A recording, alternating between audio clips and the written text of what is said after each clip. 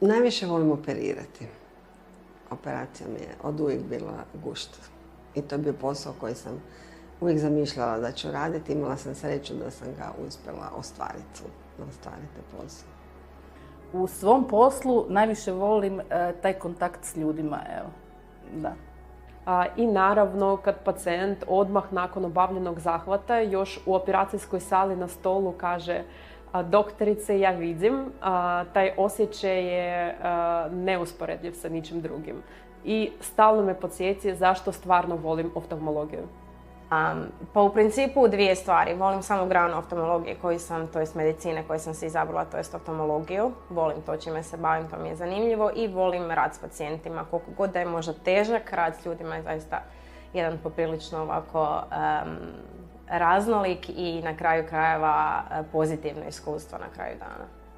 Volim rad s ljudima. Najviše u poslu mi se sviđa prilikom asistiranja, prilikom zahvata i operacija.